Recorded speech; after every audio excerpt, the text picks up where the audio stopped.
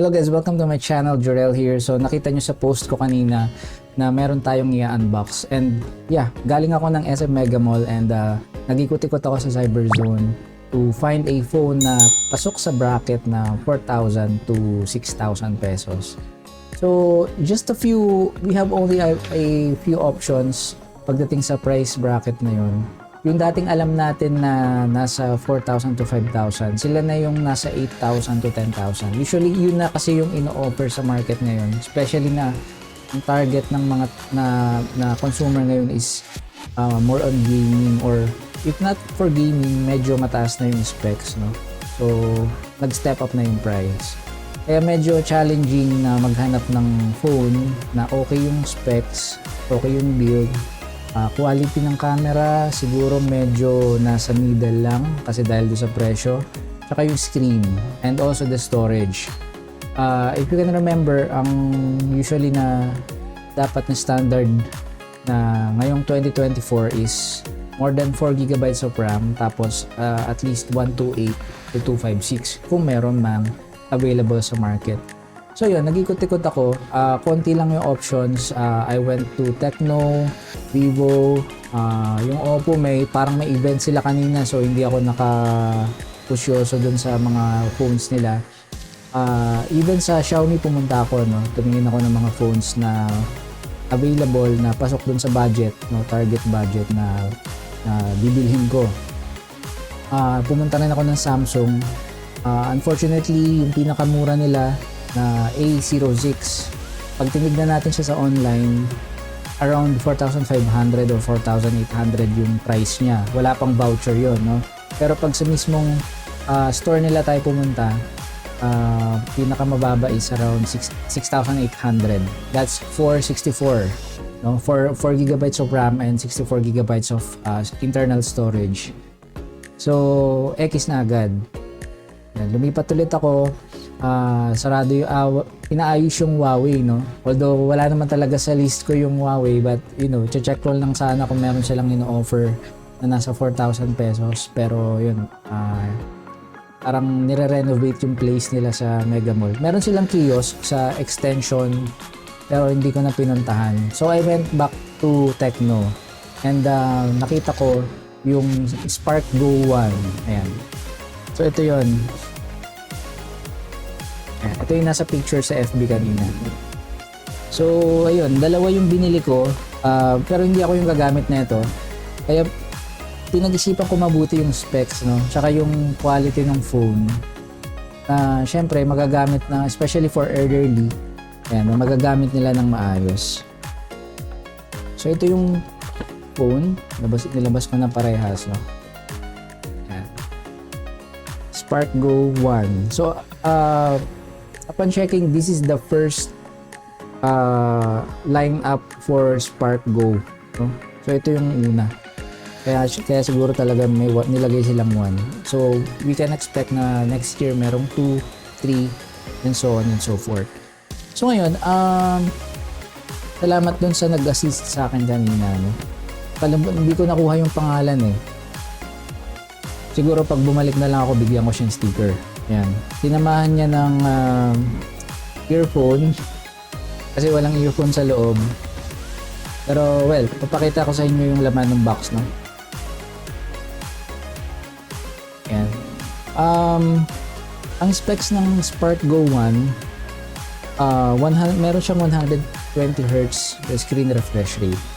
So, sabihin ko na yung price, 4,099. The 4,099 is for the configuration of 4 GB of RAM tapos 128 GB of storage. Meron siyang MEMFusion. So, pina-market siya as 4 GB of RAM plus another 4 GB of RAM, which is yung virtual memory. So, hindi talaga siya 8 GB, no? Kasi baka ipakita sa inyo is 8 GB siya, 4 GB lang talaga yung dedicated na memory sa kanya, tapos ina-extend lang siya via MEMFusion. Ayan. Pero nakakatuwa sa price niya na 4,099, meron na siyang 120Hz screen refresh rate. Ang size ng screen is 6.67 inch. Ayan. So, we can expect na although hindi ganun kalakasan yung chipset niya, o at least no, ganun kataas yung screen refresh rate niya. Again, don't expect na talagang fluid or smooth yung transitions ng screen kasi nga yung price natin is mababa lang. Okay? So meron na rin siyang side fingerprint scanner, so pwede mo siyang unlock through fingerprint sa gilid. Ang camera niya is 13 megapixels main camera. Okay, so ayan, kita nyo, no?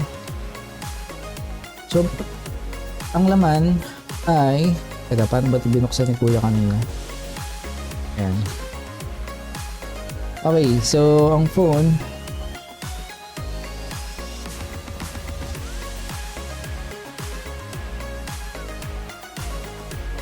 meron siyang 4 years, according sa Tecno, 4 years yung lasting fluency niya. So, it means, ano ngayon, 2024. So, until 2028, magiging okay pa rin gamitin yung phone. Ang isa sa tingin ko, no, na kaya nila sinabi to, kasi yung Android version niya is Go Edition. So, hindi siya yung heavy loaded na, you know, yung full pack Android version. So, lightweight siya. And, as we know, pag Go Edition, may update, may continuous update siya from Google. Okay. So, dual speaker na rin siya. So, malakas yung volume, tinesting na kanina. And, well, kapag mga ganito, meron na rin siyang kasamang charger, no? Tago ko muna yung isa. Okay, so ito yung phone. Ayan. Nakakatuwa lang yung design niya kasi nung January, di ba, binili ko yung Spark 20 Pro. Kamukha niya yung iPhone 15 Pro Max. Itong Spark Go 1, kamukha naman niya yung iPhone 15. So, yung design ng camera module niya, ganyan. So, pa-diagonal siya, no? Alam ko, isa lang talaga yung camera nito. Hindi siya dual cam. But anyway, syempre, yung price nga ng phone is hindi ka na magre-reklamo bakit isa lang yung camera. Okay, so nandito yung resibo. Meron siyang USB cable Type-C. Yan. Tapos meron siyang kasamang charger, which is padalang na to ngayon na kapag mid-range or flagship ang binili mo, walang kasamang charger. So thank you Tecno, no, na nag-i-include pa rin sila ng charger. Tapos meron tayong documentation and warranty card, 12 plus 1, so 1 year and 1 month siya through Carl Care. Tapos meron tayong SIM ejector pin, and hindi ko pa nilabas, nakabalot pa siya. And isa pa to sa bihira na rin, no? Sa mid-range and flagship, yung casing. So although it's a cheap casing, jelly case, clear case, it's not the best, pero at least, you know, meron added protection sa phone. Temporarily, kung gusto niyo magpalit, pwede naman bumili. But for the meantime, nakaka-open nyo lang yung phone, bili nyo lang, pwede nyo na ilagay. So yun lang, wala nang laman yung box. Okay, so specs ng phone, ayun, ang processor niya is Unisoc P615. Mas alam ko mas okay siya ng konti sa Unisoc P618, which is yun yung nilagay ng Samsung sa Tab A8. Meron din ako nun, so kaya parang nasukat ko na yung magiging speed na tong phone. Okay naman siya. Tapos ano ko ba, dual speaker, USB Type-C, yung battery niya is 5,000 mAh. Tapos yun nga lang, ang isa sa mga downside niya is 15 watts yung speed ng charge, yung pag-charge. So hindi siya lumampas ng 20 or 30 watts, 15 lang talaga.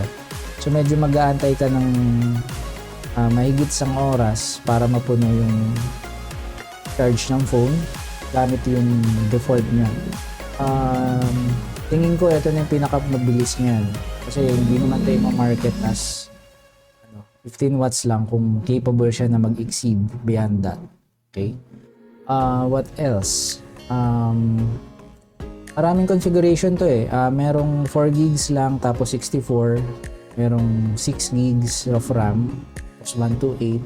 Tapos ayun nga, yung 8 gigs of RAM which is extend lang naman ng 128. So before kayong bumili, tignan nyo muna yung available options dun sa store. Kung online man yan, you have to carefully select the options kung anong configurations yung bibili nyo. Kapag sa mismong store naman, tanungin nyo mabuti at tignan nyo mabuti yung box. Kasi baka, baka lang magkamali ng bigay sa inyo and mas mahal siyempre yung price na bibilhin mo yung mas mahal tapos mas lower yung mabigay sa'yo. Although I don't think na mangyayari yun. But just a precaution, no? Na yung configurations na kukunin mo, yun talaga yung makukuha mo. So, huwag kayo mahihiya magtanong or sabihin sa kanila kung yun yung specs na talagang kukunin mo. So, again, thank you sa nag-assist kanina. Ang isa sa options ko sana is yung Vivo Y29S ata yun, no? Kaso yung price niya is around 6,500 and this one is 4,099. So meron siyang almost 2,500 na price difference. And nakita ko yung specs parang medyo hindi ganun kalayo. So talagang na-select ko na lang is yung Tecno. When it comes to quality, okay naman siya. Parang mas gusto ko to kumpara dun sa Spark 20 Pro. Kasi yung Spark 20 Pro, glossy yung gilid. Ang matte lang yung likod. This time, kung makikita natin, matte din yung gilid nito. So hindi siya kapitin ng fingerprint. Hindi siya madungis tignan kapag ginahawakan yung phone, no? Or prolong tapos pasmado ka. Mukha siyang malinis tignan. Meron din pala siyang audio jack. So, it's an advantage. Hindi ko na-check yung freebie, no? Kung 3.5mm to. 3.5mm siya. Okay. So, yan. Nasilip ko dito sa gilid. 3.5mm. Mas okay siya no, kumpara sa wireless na Bluetooth. Pagdating sa budget segment, no? Kasi yung iba talagang tunog lata lang, no? Or muffled yung sound kapag pinapakinggan. Ayan. So, hindi ko pa siya na set up. Ipo-format ko pa siya. But, pag na-set up ko na to, pakita ko na rin yung interface. Yan, para makita nyo na rin.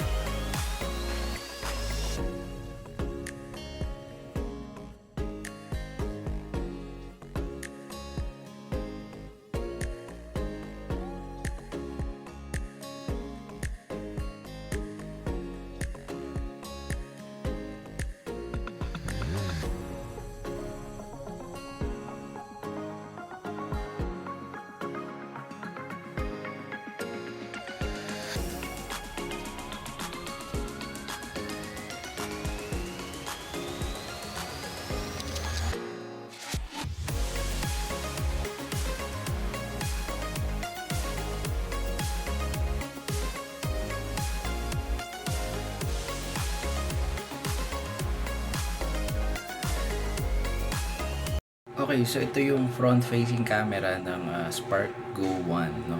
So, nandito ako sa loob ng room. Yung light source niya, ano lang, yung lamp lang, no? So, hindi siya ganun kaliwanag. Pero ito yung quality, no?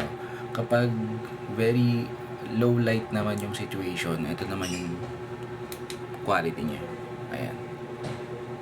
Well, kung mga ganito mga budget talaga, you don't expect na magiging fine yung quality. Pero sa nakikita ko dito ngayon sa phone, is okay naman siya.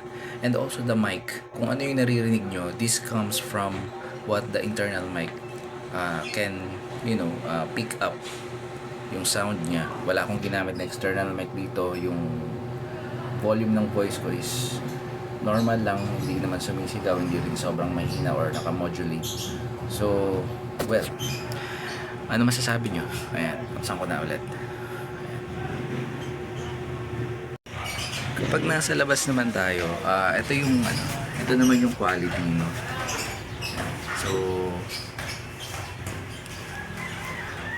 hindi niya lang siguro, syempre wala, although it has an HDR, pero nakikita nyo medyo overexposed yung likod. So, hindi niya ma-automatic na malo-lower down. Ayan. Pero okay naman siya. Malinaw naman. And medyo may uga ng konti, no? So, gumalaw lang ako ng konting gano'n. Pero, I think, okay na yan. Hindi ka naman siguro mag-video call na naglalakad. So, pero kung mag-record ka ng video, I think this is decent for its price. Okay naman siya. Then, ito naman yung sa main camera niya, no? Siyempre, mas malinaw yung main camera compared sa front facing. Ayan. May autofocus din siya, no? So makikita nyo. Ito, sobrang lapit na niya, no? So, para sa akin, okay naman yung camera niya. Hindi naman ganun kahina or kababa. It's a matter of na lang, composition. Tapos yung syempre kung as much as possible dapat hindi nanginginig yung kamay nyo, or better gumamit kayo ng gimbal or tripod. Ayan. So okay naman siya, ganda.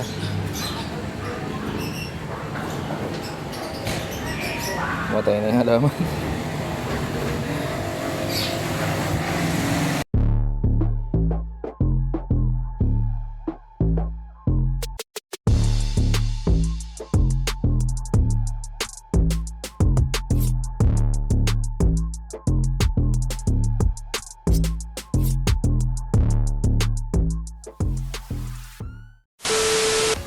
Okay, so ano masasabi ninyo?